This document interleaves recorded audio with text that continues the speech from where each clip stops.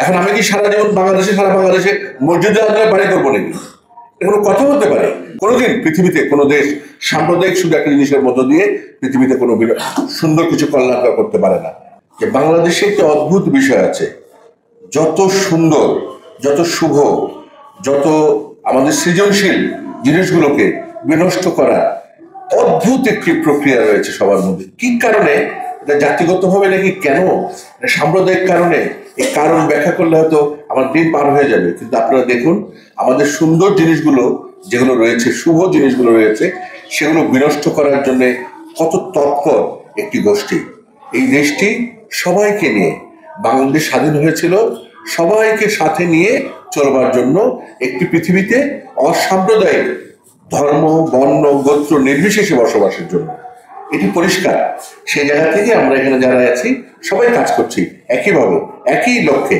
হয়তো কেউ ট্রেনে যাবে, কেউ বাসে যাবে, কেউ প্লেনে যাবে, কেউ হেঁটে যাবে, সবার লক্ষ্য কিন্তু একই জায়গা, সুন্দর বাংলাদেশ, সুন্দর আগামী, এই আমাদের লক্ষ্য।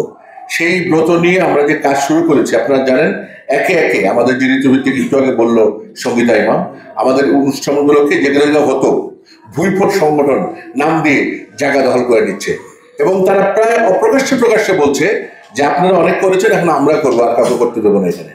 তার মানেটা কি? চর দখল। আর অদ্ভুত একটি অদ্ভুত সংস্কৃতি আমাদের দেশে। যারাই আসে ক্ষমতায় বা যেরকম, তারা মনে করে পৃথিবীতে আর কোনোদিন যাবে না, তারা 300 বছর, 1000 বছর, লক্ষ বছর থেকে যাবে। অদ্ভুত। কিছুদিন আগে যারা গেল, তারা এখন যারা আসলো, তারা মনে করলো পৃথিবীতে তারা ছাড়া কেউ আসবে না, 300 বছর তারাই রাজ করে যাবে। এটা হয় না। পৃথিবীর নিজস্ব প্রকৃতির কিছু নিয়ম আছে, প্রকৃতি ঘোরে, তার নিয়মও ঘোরে।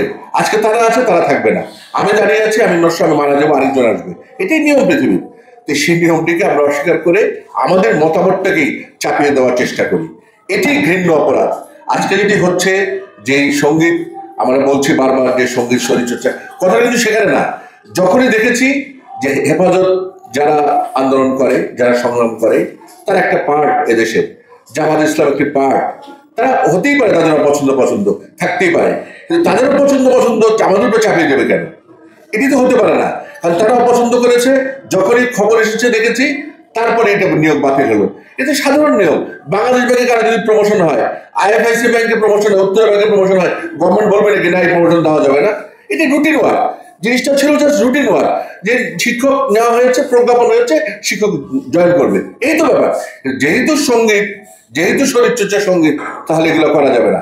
এখন আমি কি সারা জীবন সারা বাংলাদেশে মসজিদে আল্লাহর বাড়ি করবো নাকি? কোনো কথা হতে পারে?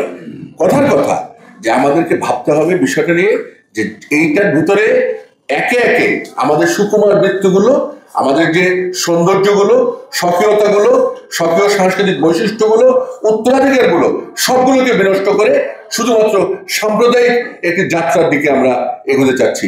কোনোদিন পৃথিবীতে কোনো দেশ সাম্প্রদায়িক শুধু একটা জিনিসের মধ্য দিয়ে পৃথিবীতে কোনো সুন্দর কিছু কল্যাণকর করতে পারে না।